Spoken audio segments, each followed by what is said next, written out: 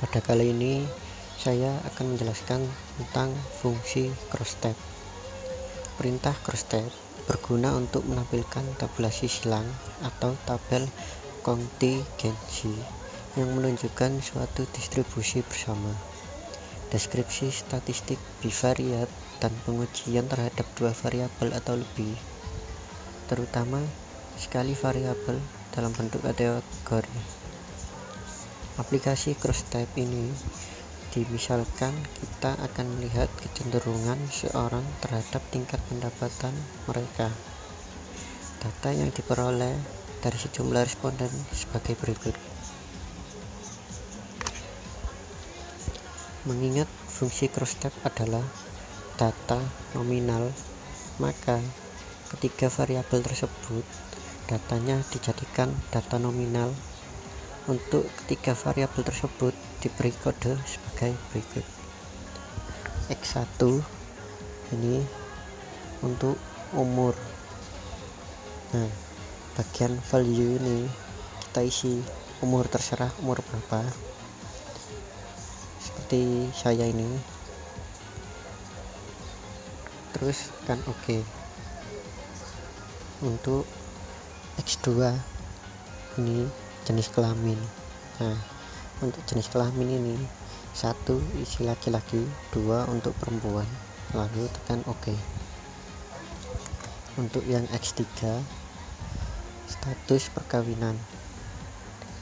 Untuk status perkawinan ini value kita isi 1 belum menikah, 2 menikah, 3 janda, 4 duda, 5 cerai, lalu kita tekan OK. Lalu yang X4 itu tentang pendidikan. Nah, value ini kita isi 1 SD, 2 SMP, 3 SMA atau SMK, 4 D3, 5 S1, lalu tekan OK. Untuk X5 ini pekerjaan. Nah, kita isi di value ini 1 wira swasta, 2 petani, 3 PNS, 4 dagang, 5 TNI atau Polri, 6 dosen. Lalu yang X6 ini untuk penghasilan kita isi sebagai berikut ini. Nah, untuk yang X7 ini kita isi agama. 1 agama Islam, 2 Kristen, 3 Hindu, 4 Buddha, 5 Konghucu. Nah, setelah Anda mengisi dan mengidentifikasikan variabel, barulah Anda dapat mengisi data yang sebenarnya dengan mengaktifkan data view. Kemudian Anda isi sesuai dengan data yang telah diisi. Perlu diingat, diisinya dengan angka sesuai dengan nilai value yang telah ditetapkan, misal 1 sampai 5. Nah, kita klik data view. Nah, ini Anda isi dengan value tadi. Yang X1 umur, 2 ini tadi bagian yang ini jenis kelamin, lalu X3 status perkawinan, X4 pendidikan, X5 pekerjaan, X6 penghasilan, X7 agama. Dan di sini nih kita harus mengisi dengan values tadi 1 sampai 5. Itu terserah Anda mau mengisi berapa.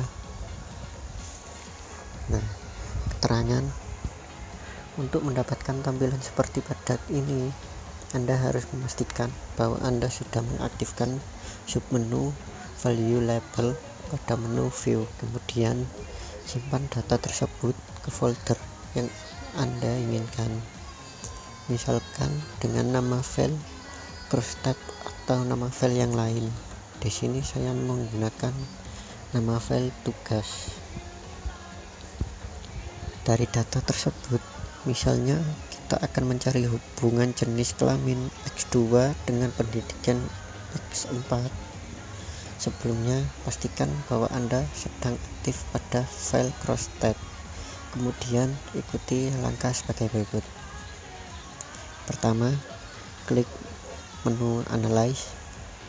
kemudian deskriptif statistik, kemudian cross tab. Nah, tampilannya akan seperti ini. Masukkan X2 ini ke kotak row dan masukkan X4 kepada kotak kolom. Kemudian klik statistik pada kotak dialog, pilih J-square, klik continue, lalu saat kembali ke sini lalu tekan klik cell. Nah, kemudian observer ini diklik sama expected, lalu di sini klik row, kolom, dan total, kemudian continue. Nah, di sini sudah selesai, tekan OK. Nah, ini hasilnya. Pada tabel ringkasan kasus cache processing summary ini terdapat 10 sampel dan tidak terdapat missing data. Pada tabel jenis kelamin pendidikan constabulation diperlihatkan data objektif atau frekuensi nyata dan data expected count atau frekuensi harapan, baik dalam bentuk skor maupun bentuk persentase dari hubungan jenis kelamin X2 dengan tingkat pendidikan X4. Uraian tabel sebagai berikut. 1 orang laki-laki berpendidikan SMP, 1 orang berpendidikan SMU atau SMK, 1 orang berpendidikan D3, 2 orang untuk pendidikan S2. Sedangkan dari pihak perempuan 0 orang berpendidikan SMP, 1 orang berpendidikan SMA atau SMK, 2 orang untuk berpendidikan D3, 2 orang untuk pendidikan S1. Dilihat dari tingkat pendidikan perempuan yang mendominasi pendidikan mulai dari D3 sampai S1, yaitu 4 orang. Pada tabel J-square test menunjukkan hasil dari rumus J-square atau J kuadrat hitung sebesar 1333. Hasil ini membuktikan hipotesis dibuat. Pembuatan keputusan tentang hipotesis yang diajukan diterima atau ditolak dengan cara sebagai berikut. HA. Terdapat hubungan yang signifikan jenis kelamin dengan pendidikan. HO. Tidak ada hubungan yang signifikan jenis kelamin dengan tingkat pendidikan. Kaidah keputusan. Jika alfa sama dengan 0,05 lebih kecil atau sama dengan nilai asymptotic atau alfa sama dengan 0,05 kurang dari asymptotic, maka HO diterima dan HA ditolak. Jika alfa sama dengan 0,5, jika alfa sama dengan 0,05 lebih besar atau sama dengan nilai asymptotic atau alfa sama dengan 0,05 lebih dari asymptotic, maka HA diterima dan HO ditolak. Cara ini dapat dilakukan dengan melihat asymptotic signifikasinya asymptotic. Cara ini ada hubungannya dengan alfa sama dengan 0,05 dengan asymptotic. Berdasarkan hasil analisis SPSS, asymptotic sebesar 0,022.